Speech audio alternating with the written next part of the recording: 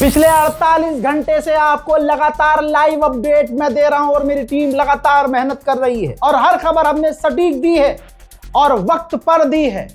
हमने, आपको याद होगा, मैंने आपसे कहा था कि इजराइल का प्रधानमंत्री नेतन्याहू ईरान पर जब हमला हुआ तब से ही वो हवा में है, अपने डूम्स जहाज के अंदर बैठा हुआ है। आपको जो नेतन्याहू की वीडियोस नजर आ रही है ना कि वो एक कमरे में स्टूडियो में खड़ा होकर बयान, भाई डूम्स जहाज ऐसा होता है कि वहां न्यूज रूम, पत्रकार, परमाणु की मिसाइलों की बटने, तमाम एक्सेस होता है, इसीलिए उसको डूम्स जहाज कहा जाता है। डूम्स डे जहाज का इस्तेमाल बड़े बड़े देश दूसरे देशों पर हमला करने के लिए करते हैं और इसलिए वो जहाज उड़ता रहता है कि अगर पलटवार हो, दुश्मन पलटवार करे तो हम अपने मुल्क में हो ही ना। तो ईरान के सुप्रीम लीडर पर हमला करने से पहले ही इजराइल का डूम्स डे जहाज नेतन्याहू को लेकर हवा में था और तब से अब तक नेतन्याहू का जहाज जमीन पे नहीं आया था। याद रखिएगा, सबसे पहले बताया था मैंने, अब फिर बता रहा हूं कि नेतन्याहू जब कंफर्म कर रहा है और जब ट्रंप ने कंफर्म कर दिया कि सुप्रीम लीडर खामनाई को कत्ल कर दिया तो उसके बाद नेतन्याहू को पता है कि अब क्या हो सकता है। जिस तरह से ईरान अरबों को पीट रहा है, जुल्फकार की तरह ईरान की मिसाइलें अरब पर गिर रही हैं, तो अब नेतन्याहू को पता है कि कुछ भी हो सकता है। तो अब नेतन्याहू भाग गया है। नेतन्याहू का डूम्स डे जहाज जर्मनी में उतरा है। जी हां, रिपोर्ट आपकी स्क्रीन पर, जर्मनी में आप देख लीजिए, जर्मनी में उतरा है। ईरान के सुप्रीम लीडर को कत्ल करने का ऐलान करने के बाद नेतन्याहू इजराइल नहीं गया, जर्मनी जाकर उतरा है। ईरान की कई सारी मिसाइलें अभी भी तेल अवीव में गिरी हैं, तो तेल अवीव का एक मंजर देख लीजिए।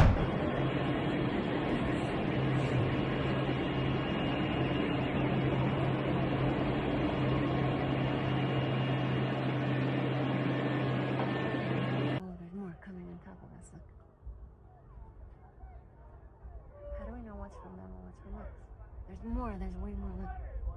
This is from them. It's gotta be from Iran. Oh my gosh. Oh yeah. See, there's ours coming to them. Whoa, look, these are all ours coming to them, you see? Yeah. Yeah. Uh-huh. Whoa.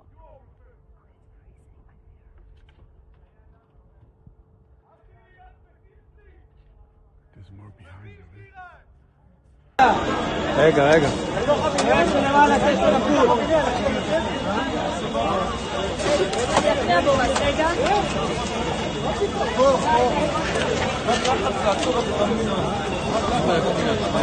תהיה רגיל ושלא יהיה יותר מדי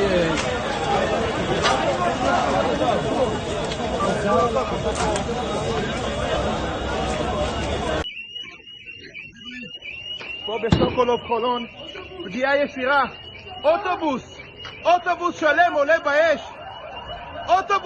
עולה באש, מכוניות, אנשים,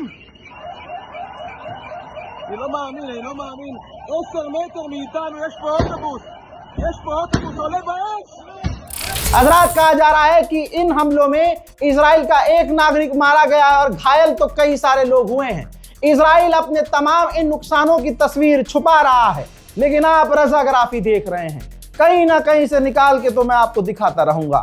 channel को subscribe कर लीजिएगा ताकि आपको इसी तरह से update मिलते रहे। हजरात, ईरान के करीब से, मतलब इतना भी करीब नहीं, लेकिन फिर भी ईरान अंतरिक्ष के छोर तक मिसाइल दाग रहा है, उसके बाद ईरान की मिसाइलें जा रही हैं। तो पास से गुजरते हुए आसमान में जहाज जो है उसकी खिड़की से वीडियो बनाया गया है जिसमें ईरान की मिसाइलें आसमान को चूमती नजर आ रही हैं।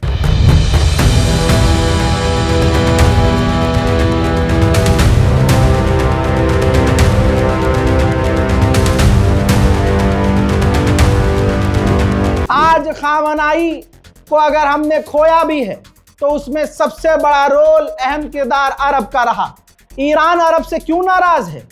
मान लीजिए ईरान को छोड़ दीजिए, अगर सऊदी अरब के क्राउन प्रिंस को कल को डोनाल्ड ट्रंप मार दे तो सऊदी अरब के लोग ट्रंप जिंदाबाद कहेंगे क्या? सऊदी अरब की गवर्नमेंट क्या करेगी? वही करेगी जो ईरान कर रहा है। लेकिन इतनी जुर्रत अरब में नहीं है।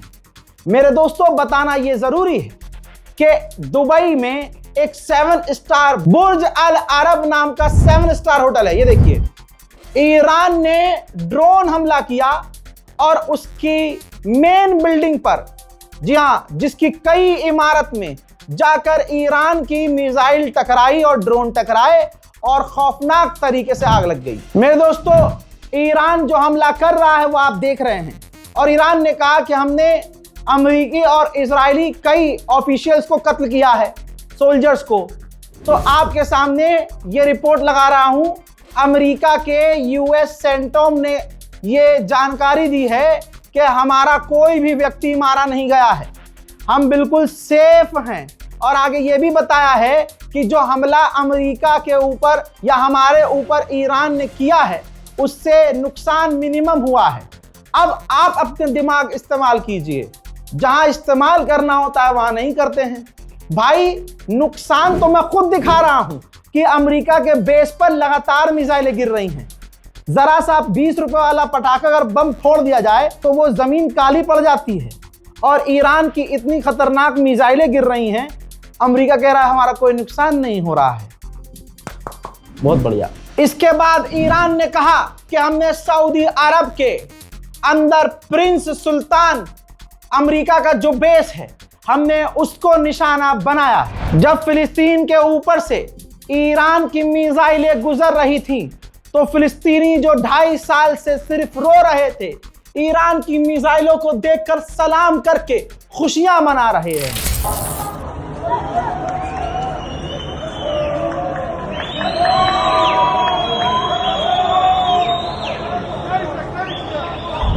हजरात, जर्मनी का अखबार क्या लिख रहा है आपकी स्क्रीन पर देखिए। जर्मनी का अखबार लिख रहा है कि लगता है डोनाल्ड ट्रंप ने ईरान की फायर मिसाइल पावर को अंडर एस्टिमेट किया, जिसका नुकसान उठाना पड़ रहा है। उधर इराक के भी लड़ाकू ग्रुप ने कंफर्म किया है कि हमने अमेरिका और इजराइल के बेसिस को निशाना बनाया है और ड्रोन हमले किए हैं। उधर अमेरिका के अंदर प्रदर्शन शुरू हो चुके हैं। अमेरिका के लोग अमेरिका की गवर्नमेंट से कह रहे हैं कि ईरान से जंग मत करो। देखिए,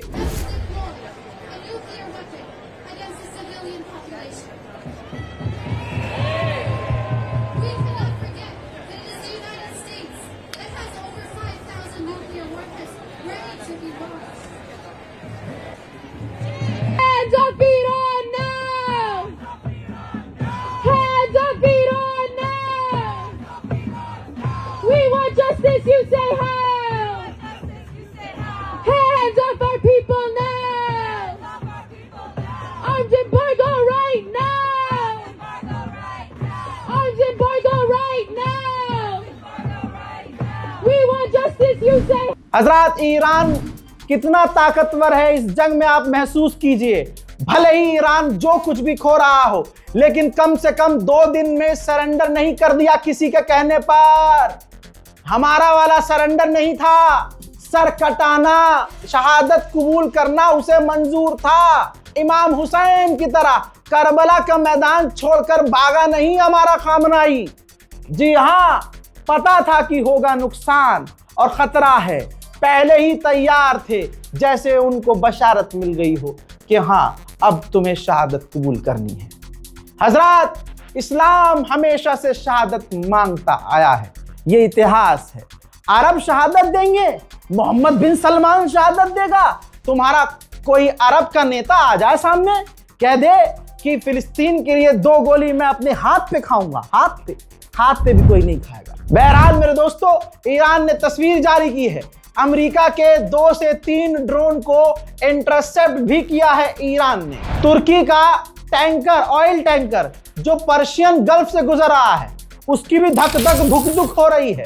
उसने अपने ऑनलाइन पोर्टल पर अपने जहाज की जानकारी में लिखा, मुस्लिम VSL तुर्किश, यानी मुस्लिम वेसल है, ये मुसलमानों का वेसल है। ये है खामनाई की ताकत, ये है ईरान के ईमान की ताकत कि बताना पड़ रहा है। पता है क्योंकि तुर्की को कि अगर हमने बता दिया कि हम मुसलमान हैं, शिया सुन्नी नहीं, हम मुसलमान हैं, तो ईरान निशाना नहीं बनाएगा। ये है ईरान का कैरेक्टर। मेरे दोस्तों, अब अमेरिका ने वो वीडियो जारी किया जिस वीडियो के अंदर उसने दिखाया है कि हमने ईरान के खिलाफ किस तरह से खतरनाक ऑपरेशन किया। अमेरिका के इतिहास का सबसे बड़ा और सबसे खतरनाक ऑपरेशन था। देखिए,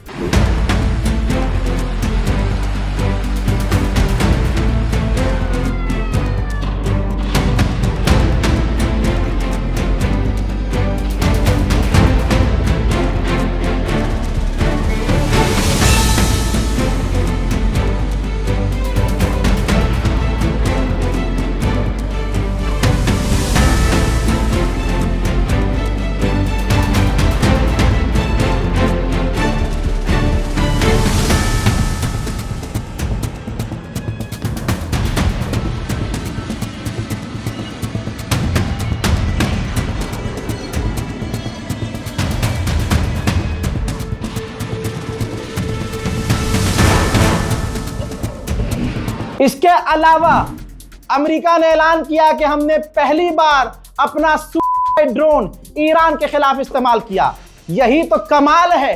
कल तक जो दुनिया के बड़े देश ईरान को कमजोर कहते थे, आज पूरी दुनिया को एक होना पड़ा उस ईरान को मारने के लिए, उस ईरान का नुकसान करने के लिए। लेकिन ईरान की सांस चाहे उखड़ रही हो, लेकिन सर झुकाने को ईरान अभी भी राजी नहीं है। हजरात, यूएई ने, आपकी स्क्रीन पर देखिए यूएई का स्टेटमेंट। भैया प्रूफ लगाना पड़ रहा है क्योंकि लोग तो फालतू में अपनी ही कौम के लोगों को गाली बक रहे हैं। क्या तेरी ये खबर झूठी है, लेकिन आप देखेंगे आगे। मैं भी चाहता हूं कि खामनाई कहीं से प्रकट हो जाए, मुआवजा हो जाए, लेकिन अपने ही कौम के उस नौजवान को गाली बकना जो 6 साल से लगातार आपको जेन्युइन खबरें दे रहा हो। बहरहाल, आपकी स्क्रीन पर यूएई ने बताया है कि ईरान ने 209 ड्रोन हम पर दागे थे और 137 बैलिस्टिक मिसाइल हम पर दागी थी, जिनमें से हमने ज्यादातर बैलिस्टिक मिसाइल और ड्रोन्स को रोक दिया है।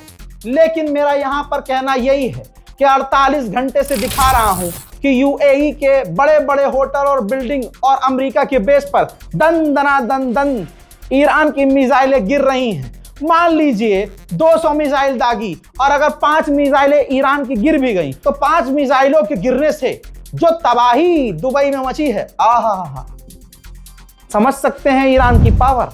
भाई बीबीसी को जानते हो ना, सुनते हो ना।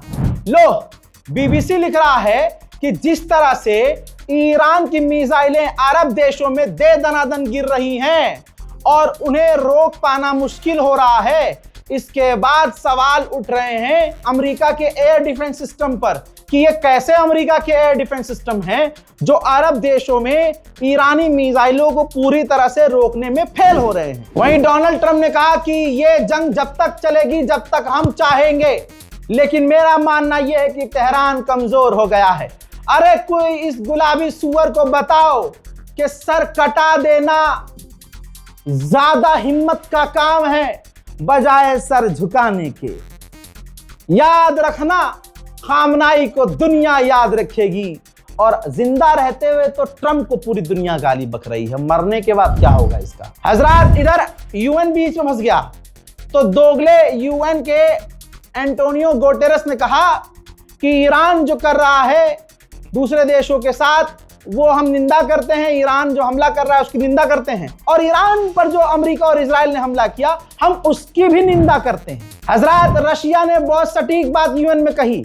रशियन फेडरेशन ने कहा है ये डिप्लोमेसी को धोखा है जो ईरान पर हमला किया गया है। इसी वक्त ईरान पर हमला बंद कर दिया जाए, ये भड़काने वाला कदम है। सुनिए। Demand that the United States and Israel immediately cease their aggressive actions. an alternative to resolving the Iranian subject, including its nuclear component, the alternative to peaceful and diplomatic means simply does not exist, and it never has. We insist on the immediate resumption of political and diplomatic settlement efforts and the pursuit of solutions based on international law, mutual respect. China ने भी कहा कि जहां बातचीत चल रही थी वहां अमेरिका ने हमला कर दिया। ये शॉकिंग है हमारे लिए, हमें अभी भी यकीन नहीं हो रहा है। अरे ये दो कौड़ी का ही समझ लो इस पत्रकार को। रजाग्राफी दो कौड़ी का है, लेकिन पिछले 15 दिनों की खबरें उठाकर देख लो। बार बार कह रहा था मैं कि अमेरिका पर भरोसा, इजराइल पर भरोसा बेकार है। ईरान जो बात कर रहा है बेकार है। अमेरिका धोखा देगा, पिछली बार की तरह धोखे से हमला करेगा। हो गया, दैट्स इट। लेकिन आप तो मुसलमान है ना, आप मुझे गाली बकिए, मुझे जैसे कि मैंने नाउजुबिल्लाह मैंने खामनाई के साथ उल्टा सीधा कुछ किया है, या मैंने ही खामनाई कम्युनिकेशन, मतलब क्या कहूँ कौम के लड़कों को भाई, कौम के नौजवानों को मेरा सलाम हो भाई। چین همیشه مخالف درگیری ها و افزایش تنش هاست و در این شرایط نباید این اتفاق بیفته و در این شرایط هیچ توجیهی نداره اقدامات آمریکا و اسرائیل و از همه طرف ها میخوایم که تعهدات خودشون رو بر اساس قواعد و قوانین بین المللی و حقوق بشر بین المللی انجام بدن. पाकिस्तान का भी बयान आया है। पाकिस्तान ने ईरान के लिए बोलते हुए कहा कि ईरान पर हमला सरासर गलत है, ऐसा नहीं होना चाहिए था। और यूएई के अंदर जो हमारा नागरिक मारा गया है उसकी भी हम निंदा करते हैं। अब देखिए, अब प्रोपेगेंडा शुरू हुआ।